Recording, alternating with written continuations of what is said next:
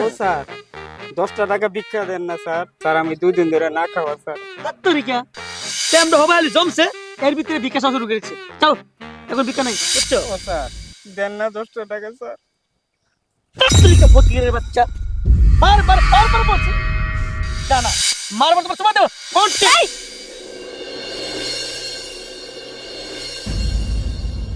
কি ব্যাপার সুমি, একটা ফকিরের জন্য তুমি আমার হাত ধরলা?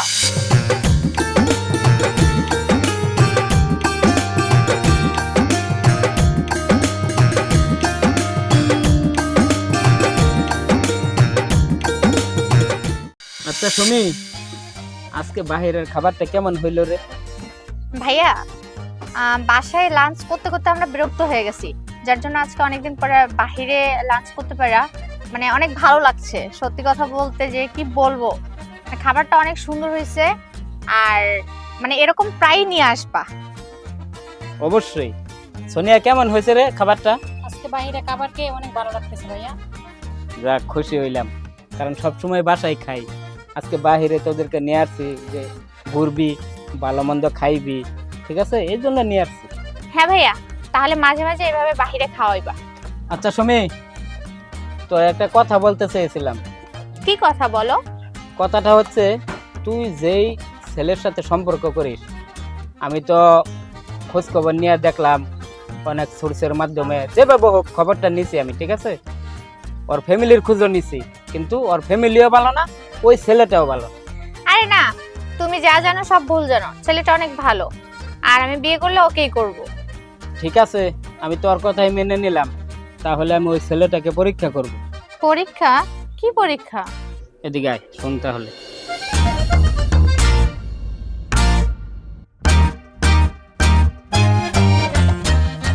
ঠিক আছে?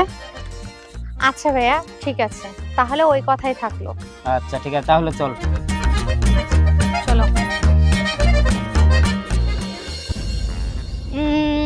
তাহলে হ্যাঁ? বলো, বিয়ে করছো কবে? বিয়ে খুব শীঘ্রই করছি। খুব শিগগিরই? দেখো, ভাইয়া কিন্তু আমার বিয়ে ঠিক করতেছে। বলো ভাইয়া কি? কিন্তু বিয়ে দিয়ে দিবে আমাকে। কোনো টেনশন করো না, এর আগে আমি বিয়ে করে নেব। দেখো, আমি তোমাকে কিন্তু বলে দিলাম, লাস্টে যে এই মাস পর্যন্ত সময় দিলাম, যদি না বিয়ে করো তাহলে ভাইয়ার পছন্দ মতো ছেলে দেখে আমি বিয়ে করে ফেলাবো। সে সুযোগ তার তুমি আর পাবে না শোনা, তার আগে আমি বিয়ে করে নেব। চলো একটু বসে কথা বলি। আচ্ছা।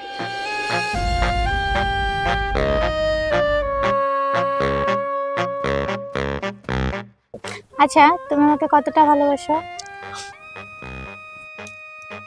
কতটা ভালোবাসি তা জানি না, যদি ভালোবাসা কোনো পরীক্ষা থাকতো তাহলে মনে হয় আমি ফার্স্ট দিতাম।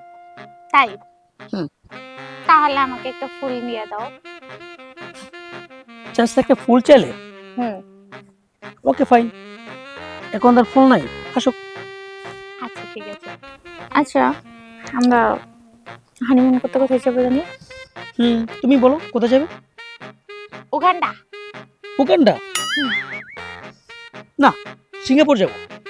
সিঙ্গাপুর? হ্যাঁ। ও বাবা, তাহলে সত্যি সত্যি তুমি আমাকে সিঙ্গাপুর নিয়ে যাচ্ছ? 100%। সিঙ্গাপুর যাব, শপিং করব, ঘুরবো, আর কত কিছু কেনাকাটা করবো। আচ্ছা ঠিক আছে, আমি তো রাজি। তাই? হুম। তাহলে কিন্তু এটাই ফাইনাল। হ্যাঁ, এটাই ফাইনাল।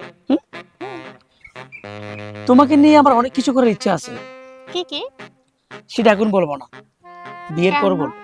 বিয়ের পরে বললে এখন কি হবে? সবকিছু যদি বলে দেই তাহলে কি আর মজা থাকবে বলো? আমি তো জানি বিয়ের পরে আর বলার কিছু থাকেই না, তখন তো বিয়েটা হ আর সব কথা শেষ হওয়া সমান কথা। এটা তোমার মনে হইতে পারে, আমার না। আরে বিয়ের আগে কত কিছু বলে, তোমাকে হীরা দিব, সোনা দিব, এই দিব, সেই দিব। বিয়ের পরে কয় রান্না করো, ঘর মোছো, থালা বাসন দাও, চা দাও, শেষ। আমি আমার এই রক্ষী বরটাকে দিয়ে কিছুই করাবো না। দেখো ওই মহিলাটা টিকটক করছে। এই ফুল কিনা দাও ফুল? না। জি জি জি, ফুল লাগে। কোনটা দিবে? এই কোনটা নিবা বলো? এটা নিব, এটা। এটা দেখি তোমাকে। ওয়াও মামা, এই যে আপনার টাকা নেন।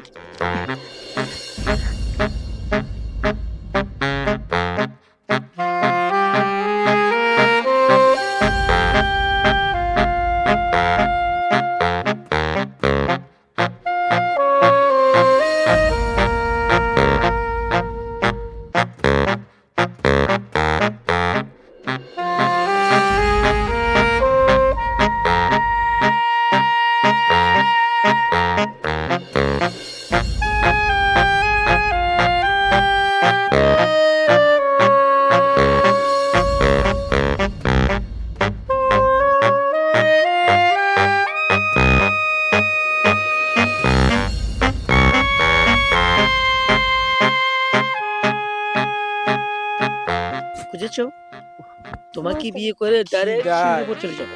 আমার পেটটা না ঝুলে যাইতেছে আমরা কি সারাটা দিন ঘুরলাম একটা না, টাকাও পাইলাম আর না। অল্প কিছুক্ষণ বসে আচ্ছা, কি ঠিক আছে, খামো কিছু আমি খাওয়া দেখি এই যে কি দুটা খাবো লোক বলো? দেখা যায় ফুচকা খাবে শুধু ফুচকা?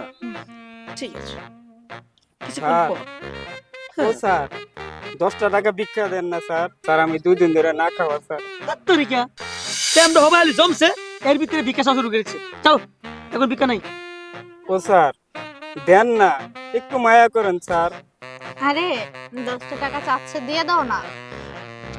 আরে তুমি জানো না 10 টাকা দিব যা ডেন্ডি খাইবো নিশা করবো সিগারেট খাবে ভাত খাবে না তো স্যার ওগুলো বিকুট নাকি স্যার আমি এগুলা খাই না স্যার আমি ভাত খাবো স্যার 2 দিন ধরে না খাই রয়েছি স্যার বিশ্বাস করেন তুই কি এখান থেকে যাবি না মার খাবি স্যার দেন না দিলে আমি দাম স্যার বুঝছো ও স্যার দেন না 10টা টাকা স্যার তরিকা ফকিরের বাচ্চা বারবার বলছে জানা এসব ফুটো রাখতে রেখে অভ্যাস না জানো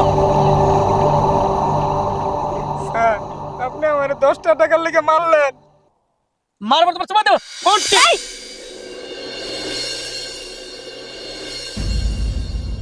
কি ব্যাপার সুমি একটা ফকিরের জন্য তুমি আমার হাত ধরলা ফকির?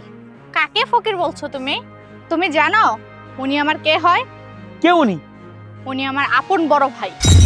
বাবা মা মারা যাওয়ার পর থেকে উনি আমাকে কোলে পিঠে করে মানুষ করছে, আর তুমি সেই ভাইয়ের গায়ে হাত তুলছো?